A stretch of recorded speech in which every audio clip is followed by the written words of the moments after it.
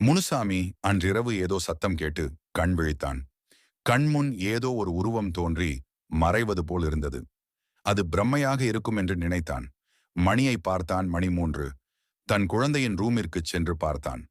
குழந்தை நன்றாக உறங்கிக் கொண்டிருந்தது. மறுநாள் முனுசாமி வேலை முடித்துவிட்டு இரவு உறங்கச் சென்றான்.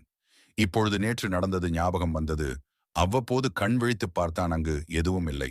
நேற்று நடந்தது பிரம்மைதான் என உறுதி செய்தான். நன்றாக அயர்ந்து உறங்கினான். ஆனால் மீண்டும் அதே சத்தம். முனுசாமி கண் விழித்தான். மீண்டும் அதே உருவம் இப்பொழுது மிகவும் நெருக்கமாக வந்து மறைந்தது. இந்த முறை முனுசாமிக்கு பயம் கூடியது. மணியை பார்த்தான். மணி 3. முனுசாமிக்கு வியர்க்கத் தொடங்கிவிட்டது.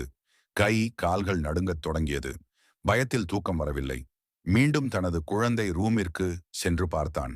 குழந்தை நிம்மதியாக உறங்கிக் கொண்டிருந்தது. பொழுது விடிந்தது. அன்று முழுவதும் முனுசாமியின் நினைப்பு எல்லாம் 3 மணி பேய் மீதுதான். அன்றிரவு தொடங்கியது.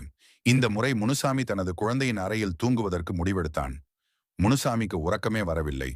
மணி 3ஐ நெருங்கியதும் இழுத்து போர்த்தி படுத்துக் கொண்டான்.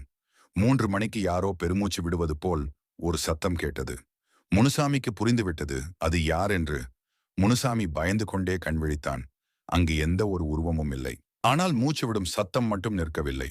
அருகில் தனது குழந்தையை பார்த்தான். குழந்தை மூச்சு விடுவதற்கு சிரமப்பட்டுக் கொண்டிருந்தது. முனுசாமி குழந்தையை தூக்கிக் கொண்டு மருத்துவமனைக்கு செல்ல தயாராகினான். இப்பொழுது அந்த உருவம் முனுசாமி முன் தோன்றி முனுசாமியை கையெடுத்து கும்பிட்டது.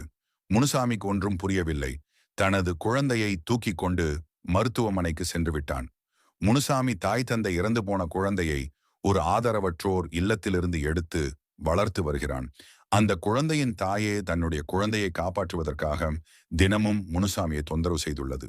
தாயின் அன்பு மரணத்திற்கு பிறகும் தீராதது. இந்த கதை உங்களுக்கு பிடிச்சிருந்தா லைக் பண்ணுங்க, சப்ஸ்கிரைப் பண்ணுங்க.